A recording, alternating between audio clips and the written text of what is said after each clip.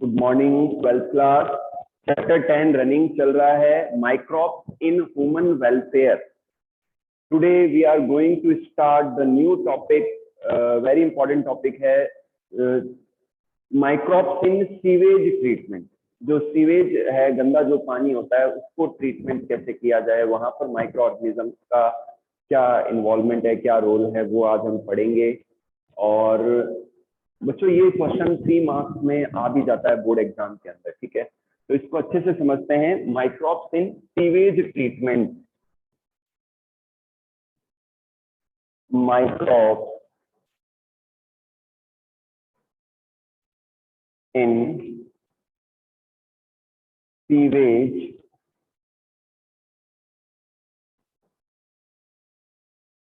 Treatment.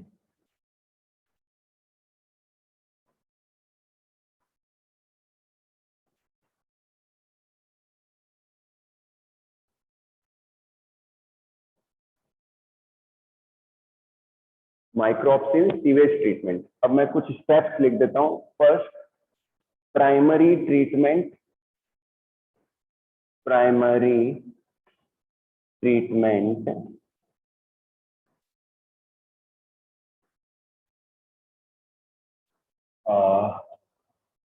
Primary sludge. Primary sludge. Second लेते हैं secondary treatment. Secondary treatment,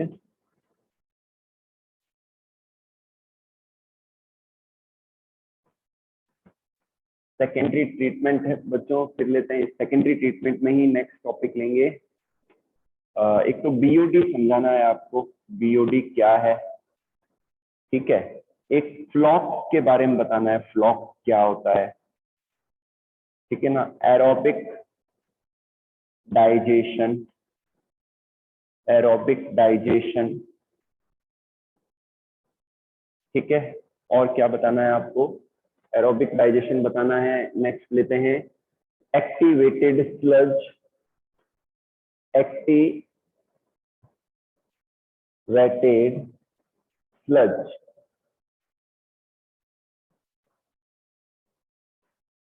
activated sludge. फिर लेते हैं anaerobic, anaerobic digestion, anaerobic digestion, ठीक है। और फ्यूल गैसेस या गैसेस, गैसेस रिलीज होती है इस दौरान। और फिर लेते हैं Ganga action plan. Ganga action plan. और क्या बताना है आपको, और बताना है Yamuna action plan. Yamuna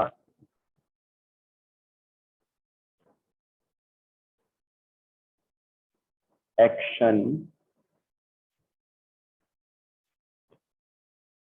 plan. जी बच्चों, आगे सब लोग चलिए स्टार्ट करते हैं। बच्चों, let us we take the new topic, microbes in sewage treatment. What is the sewage?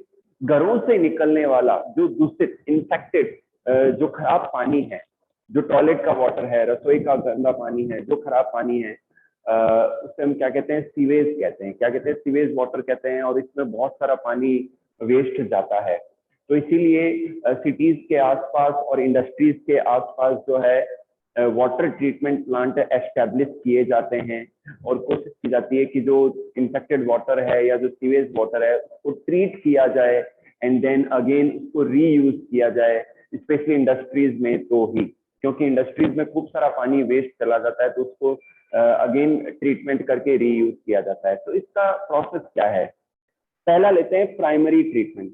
बड़े बड़े टैंक्स होते हैं जिनमें फिल्टर्स लगे होते हैं, तो पानी को वहां से फ्लो करवाया जाता है। तो उस पानी के अंदर जो बड़े कागज हैं, पेपर और भी कई सारे जो पॉलीथीन वगैरह है, वो सब उन फिल्टर्स के द्वारा पीछे रह जाते हैं, ठीक है। और जो बड़े पत्थर हैं वो भी पीछे रह जाते हैं, ठीक है। फिर उन फिल्टर से जब आगे निकलता है तो बड़े टैंक के अंदर पानी को ठहराए रखा जाता है। तो काफी समय तक ठहरे रहने पर, स्टेगनेंट रहने पर क्या होता है कि जो पानी के अंदर जो पेबल्स हैं, जो कंकड़ पत्थर हैं, मिट्टी के कण हैं, मिट्टी के पार्टिकल्स हैं, वो सारे नीचे बैठ जाते हैं बॉटम के अंदर। तो उसे हम क्या कहते हैं, प्राइमरी स्लज कहते हैं। ऊपर जो पार्ट है, एफ्लुएंट है, उसको मूव करवाया जाता है नेक्स्ट टैंक में, जहां पर सेकेंडरी ट्रीटमेंट किया जाता है। सेकेंडरी ट्रीटमेंट के अंदर क्या करते हैं, उस पानी के अंदर फीकल मैटर भी है, सेकेंडरी ट्रीटमेंट के दौरान पानी के अंदर फीकल मैटर भी है। और तो ध्यान रखना बच्चों, बीओडी यहाँ पर क्या है, BOD biochemical oxygen demand, biochemical oxygen demand और बायोलॉजिकल ऑक्सीजन डिमांड। इसको मैं सिंपल लैंग्वेज में अगर एक्सप्लेन करूं, 1 लीटर पानी में प्रेजेंट फीकल मैटर को डिकम्पोज करने के लिए जो ऑक्सीजन की रिक्वायरमेंट है उसे बीओडी कहते हैं। सिंपल लैंग्वेज में बता दिया, the oxygen required to decompose fecal matter in 1 liter is called BOD, biochemical oxygen demand, biological oxygen demand. तो बच्चों जनरली फीकल मैटर को डिकम्पोज करने के लिए, डिग्रेड करने के लिए एरोबिक बैक्टीरिया पाए जाते हैं, जो कि ऑक्सीजन को यूज करते हुए उस फीकल मैटर को डिग्रेड करते हैं, डिकम्पोज करते हैं। तो सेकेंडरी ट्रीटमेंट के दौरान जो बड़े टैंक हैं वहां पर एरोबिक क्या होता है, डाइजेशन होता है, जिसमें जो एरोबिक बैक्टीरिया हैं और फंगाई है वो फीकल मैटर को, ऑक्सीजन को कंज्यूम करते हुए डिग्रेड कर देते हैं। अगर किसी पानी के अंदर अगर बीओडी की डिमांड ज्यादा है तो पानी ज्यादा दूषित है, ज्यादा उसमें वेस्ट है। अगर बीओडी गिर रही है, डिक्रीज हो रही है, यानी कि पानी क्लीन हो रहा है, उसमें फीकल मैटर कम हो रहा है, ये ध्यान रखना आप। फ्लॉक्स कहते हैं एक एसोसिएशन को bacteria and fungi, aerobic digestion के दौरान जो बैक्टीरिया और फंगाई है उनके एसोसिएशन को फ्लॉक्स कहते हैं, जो कि फीकल मैटर को डिकम्पोज करते हैं। ओके बच्चों, तो जब पूरी तरीके से बीओडी कम हो जाती है, इसका मतलब फीकल मैटर पूरी तरीके से डिकम्पोज हो चुका है, ठीक है। अब जो है थोड़ी देर पानी ठहरे रहने पर जो एरोबिक बैक्टीरिया और फंगाई है वो नीचे बॉटम में बैठ जाते हैं, जिसे हम एक्टिवेटेड स्लज कहते हैं। क्या कहते हैं, एक्टिवेटेड स्लज कहते हैं। तो उनमें से कुछ पार्ट तो वापस से पहले अच्छा ऊपर का जो पानी है अब उसको एक दूसरे टैंक में शिफ्ट करते हैं, ठीक है, ये सेकेंडरी ट्रीटमेंट में चल रहा है। ऊपर का जो एफ्लुएंट पार्ट है, एफ्लुएंट जो है उसको नेक्स्ट टैंक के अंदर शिफ्ट करते हैं। जो एक्टिवेटेड स्लज है उसका कुछ पार्ट वापस से पहले वाले टैंक में इंट्रोड्यूस करते हैं as a inoculum, as a starter. ध्यान रखना, क्योंकि पीछे से जो वाटर आ रहा है, जो सीवेज वाटर आ रहा है उसमें तो फीकल मैटर है ही, तो उसके वो जब सेकेंडरी ट्रीटमेंट के लिए आता है तो उसमें एक्टिवेटेड स्लज डाला जाता है थोड़ा बहुत, ठीक है, जिससे क्या है कि वो इनोकुलम का काम करता है, स्टार्टर का काम करता है, ठीक है। अब ये जो एक्टिवेटेड स्लज और एफ्लुएंट का पार्ट है उसको नेक्स्ट टैंक में हम शिफ्ट करते हैं। वहां पर बच्चों एनएरोबिक डाइजेशन होता है, वहां पर कुछ एनएरोबिक ऑर्गेनिजम्स होते हैं जो कि ऑक्सीजन की एब्सेंस में इन एरोबिक बैक्टीरिया और फंगाई को भी डाइजेस्ट कर देते हैं, रिमूव कर देते हैं डाइजेस्ट करके, ठीक है। अब जो पानी है उसको केमिकल से ट्रीट किया जाता है, उसके अंदर क्लोरीन डाली जाती है या दूसरे केमिकल डाले जाते हैं और पानी को एकदम ट्रीट करके अब वो कंज्यूम करने के लिए, कंजप्शन के लिए यूज किया जाता है, ठीक है बच्चों। तो इस तरीके से जो सीवेज वाटर है उसका ट्रीटमेंट किया जाता है। एक चीज ध्यान रखना, एनएरोबिक डाइजेशन, जो एनएरोबिक बैक्टीरिया हैं वो जब एरोबिक ऑर्गेनिजम्स को डाइजेस्ट करते हैं तो उस दौरान जो है वहां से गैसेस रिलीज होती हैं कई सारी, जो कि एज ए बायो गैसेस के रूप में, फ्यूल गैसेस के रूप में यूज आ सकती है। ओके बच्चों, इनमें मेथेन भी है, हाइड्रोजन सल्फाइड भी है,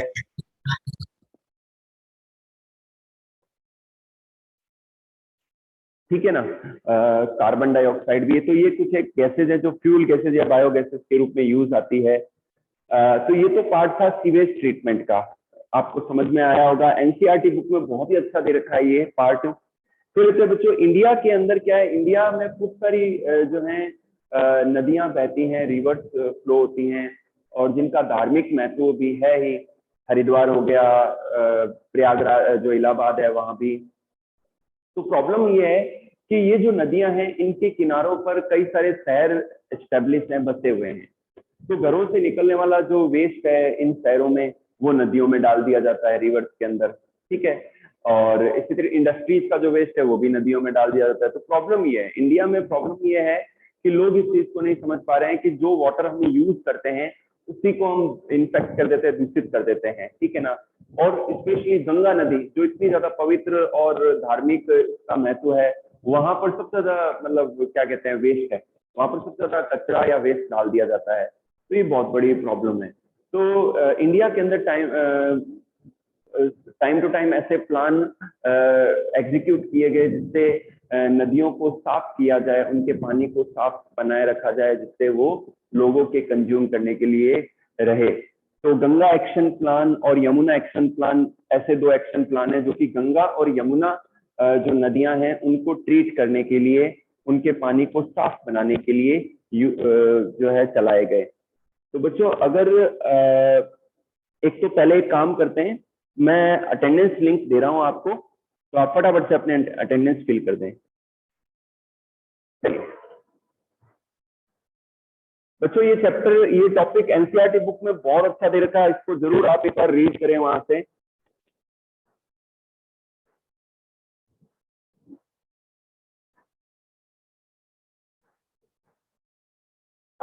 नेक्स्ट टॉपिक है माइक्रोब्स इन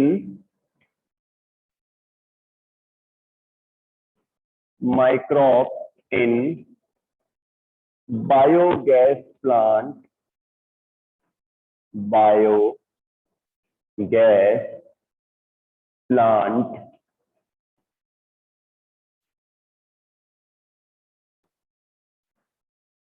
और इसे हम गोबर गैस प्लांट भी कह सकते हैं, गोबर gas plant.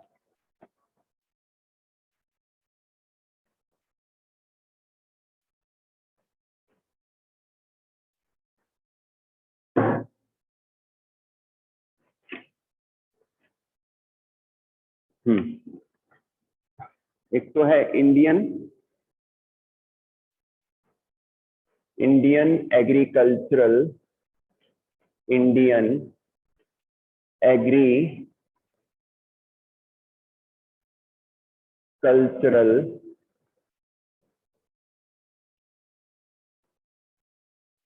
Research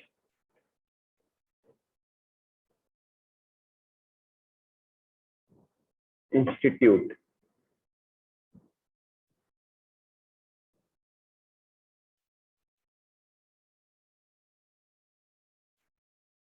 IARI, agricultural research institute. और एक है and village khadi and village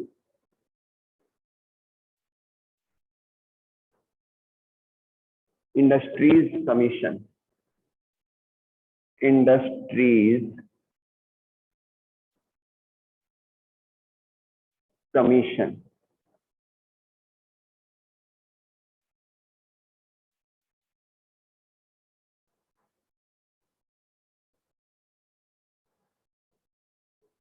KVIC।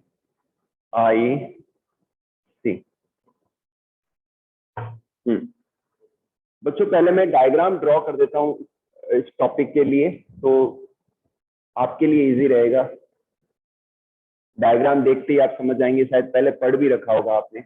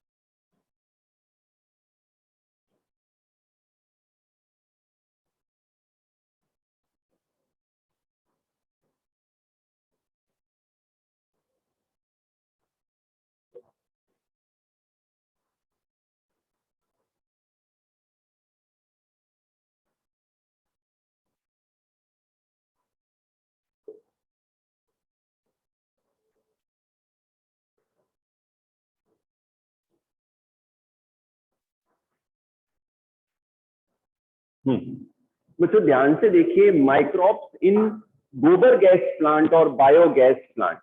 बच्चों जैसे कि आप गंगानगर रूट पर जाएं, सूरतगढ़ रूट पर जाएं अगर, तो वहां पर काफी एग्रीकल्चर लैंड काफी है, और वहाँ इंटीरियर जो गाँव के अंदर क्या है, खेती बाड़ी के साथ साथ में बायोफ्यूल का प्रोडक्शन भी करवाया जाता है गोबर गैस प्लांट के द्वारा।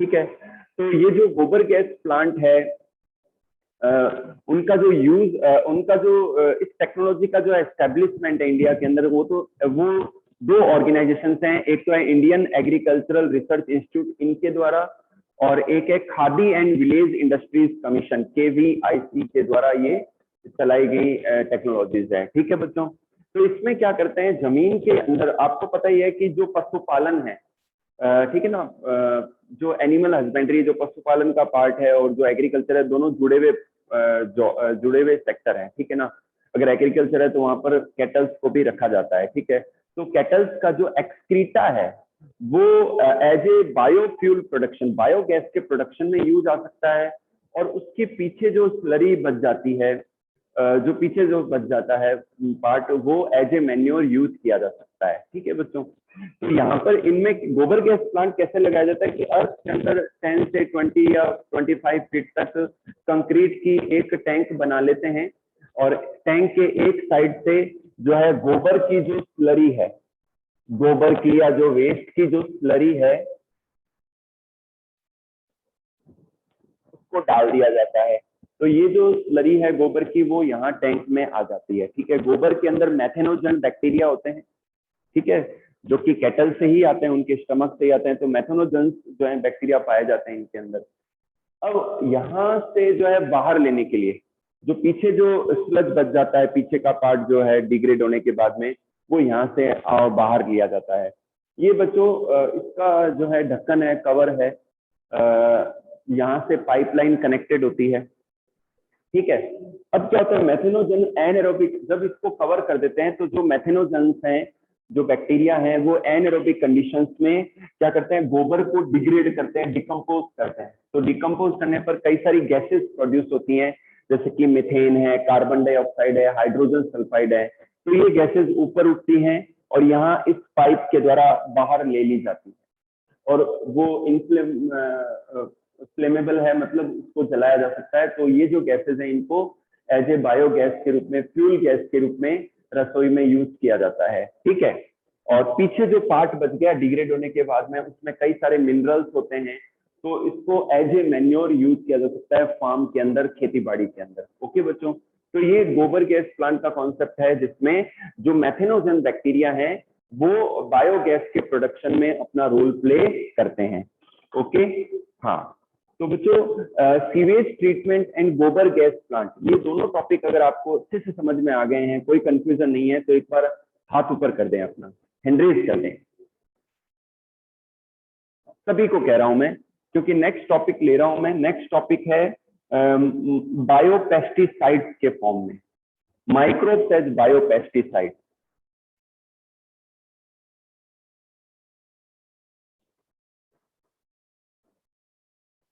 ओके बच्चों, तो मैं आगे बढ़ता हूं अब, चलिए।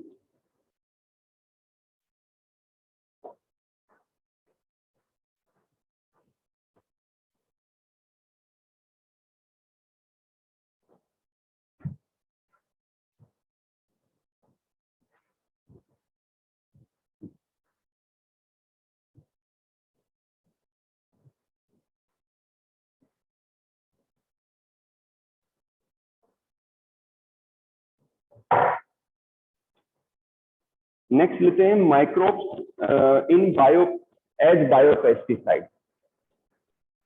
माइक्रोब्स एज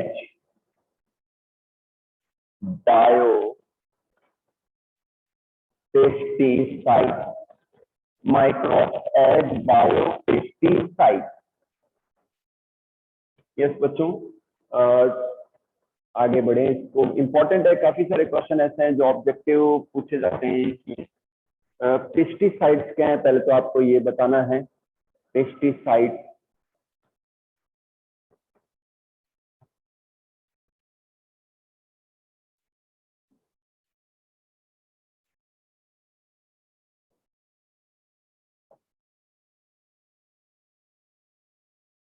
पेस्टिसाइड्स के बारे में बताना है। Herbicide, herbicide, second fungicide,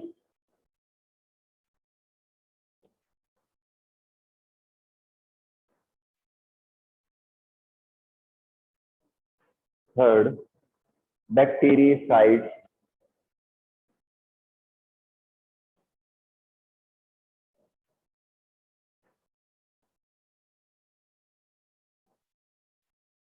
fourth है बैक्टीरियासाइड के बाद में इंसेक्टिसाइड, इंसेक्टिसाइड।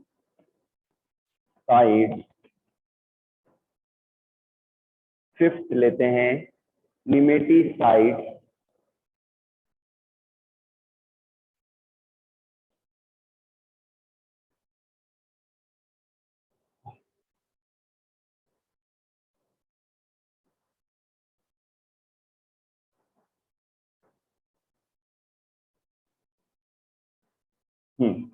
बच्चों ध्यान से देखिए।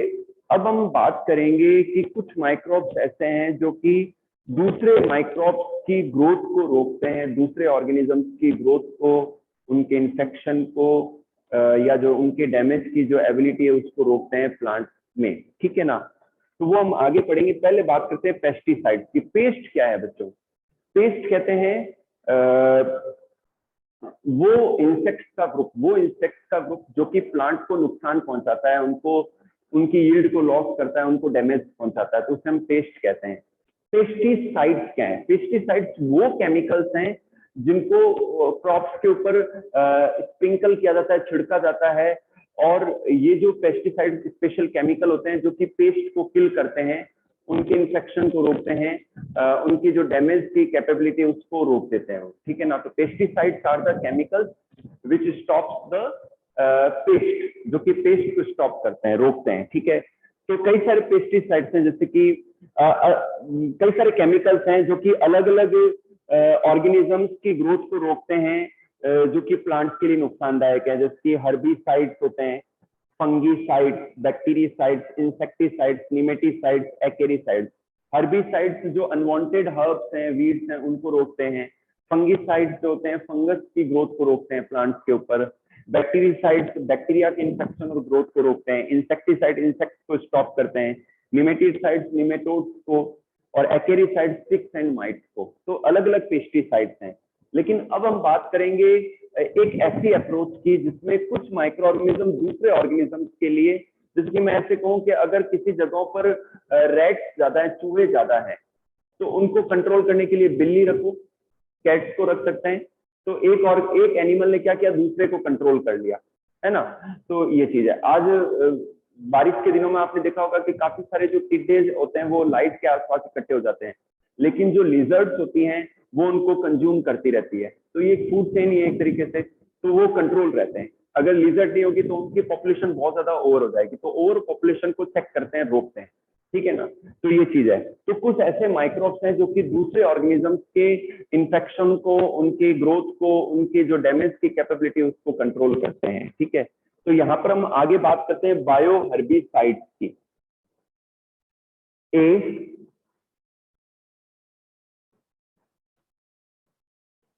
बायो हर्बिसाइड,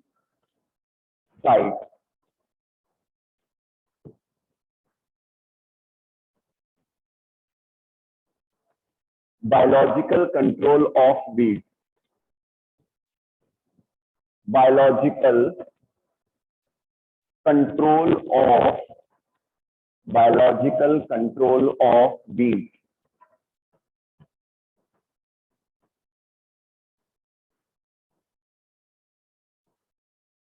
वीड कहते हैं अनवांटेड प्लांट्स को। आपने कभी देखा होगा कि आप अपने फार्म में या खेतों में कहीं जा रहे हैं तो वहां कांटेदार पौधे भी अपने आप उग जाते हैं जो कि आपने नहीं शो किए होंगे फार्म की सॉइल के अंदर। तो ये जो अनवांटेड जो प्लांट होते हैं इन्हें वीड्स कहते हैं, हिंदी में इन्हें खरपतवार कहते हैं। क्या कहते हैं बच्चों?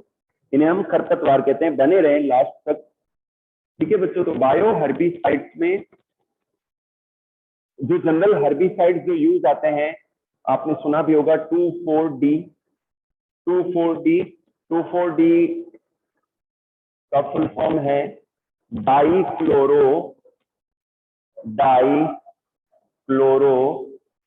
Acetic acid.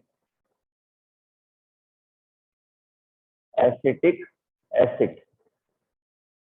इसके अलावा 2,4,5 T 2,4,5 trichloro acetic acid. Trichloro acetic acid. Trichloro acetic acid. Next लेते हैं MCPA। MCPA। MCPA की फुल फॉर्म है 2-मिथाइल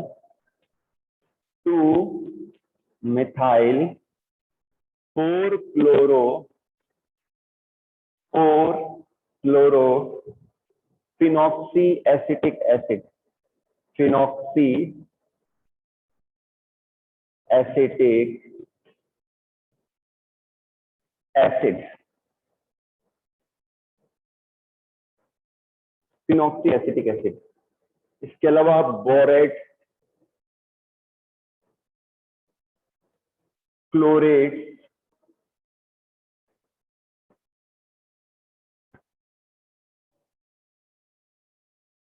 ट्राइजीन्स,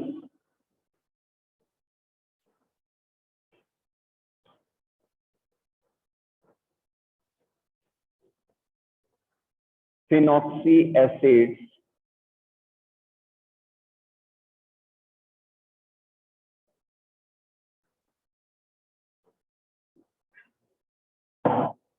हाँ ध्यान से देखिए बच्चों, बात करेंगे बायो हर्बिसाइड्स की। यहाँ पर बायो हर्बिसाइड का मतलब है कि ऐसे ऑर्गेनिज्म जो कि दूसरे जो दूसरे जो वीड्स हैं, जो दूसरे अनवांटेड प्लांट्स हैं, उनकी ग्रोथ को रोकते हैं, तो उन्हें हम बायो हर्बिसाइड कहते हैं। तो ऐसे कई सारे स्ट्रेटेजीज हैं, ऐसे कई सारे ऑर्गेनिज्म हैं जो अनवांटेड प्लांट्स की ग्रोथ को स्टॉप करते हैं, ठीक है ना। लेकिन प्रैक्टिकली अगर देखें तो फार्म के अंदर अनवांटेड प्लांट्स को, वीड्स को कंट्रोल करने के लिए 2,4-D 2,4-डाइक्लोरो एसिटिक एसिड का यूज किया जाता है। 2,4,5-T ट्राइक्लोरो एसिटिक एसिड का यूज किया जाता है। MCPA 2-मिथाइल 4-क्लोरोफिनॉक्सी एसिटिक एसिड का छिड़काव किया जाता है। इसके अलावा borate, chlorate, triazines, phenoxy acid को यूज किया जाता है as a herbicide, as a weedicide, weeds को कंट्रोल करने के लिए। लेकिन अब ऐसी कई अप्रोच है जो पता चली है जिससे कुछ माइक्रोब अदर अनवांटेड प्लांट की ग्रोथ को रोक लेते हैं, तो उन्हें हम क्या कहते हैं? बायो हर्बिसाइड्स कहते हैं। क्या कहते हैं बच्चों? बायो हर्बिसाइड्स कहते हैं। नेक्स्ट लेते हैं बायो इंसेक्टिसाइड। बी यहीं लिख देता हूं मैं, बायो इंसेक्टिसाइड। इंसेक्टिसाइड, तो ये इंपॉर्टेंट पार्ट है बच्चों, ध्यान से सुने आप। फर्स्ट लेते हैं इसमें हम बैक्यूलोवायरसेस। बैक्यूलोवायरसेस, बैक्यूलोवायरसेस। हाँ बच्चों, बैक्यूलोवायरसेस में दो ग्रुप है, एक है न्यूक्लियो पॉलीहेड्रोवायरस और एक है ग्रेनुलोवायरसेस। बच्चों जो बैक्यूलोवायरसेस है, इनको छिड़का जाता है प्लांट्स के ऊपर, और ये जो वायरसेस हैं, जो दूसरे इंसेक्ट्स हैं, इन्हें हम बायो इंसेक्टिसाइड कहते हैं। और ये इंसेक्ट्स के अंदर जाके उनको इन्फेक्ट करते हैं और उनको रोक देते हैं प्लांट को डैमेज करने से, ठीक है। तो बायो इंसेक्टिसाइड्स में जो बैक्यूलोवायरस का रिमेनिंग पार्ट और बाकी के जो पार्ट हैं वो अपन कल की क्लास में करेंगे। आज के लिए इतना ही। अगर यहाँ तक आपको कुछ पूछना चाह रहे हैं, कुछ पूछना चाहते हैं तो हैंड रेज कर दें आप।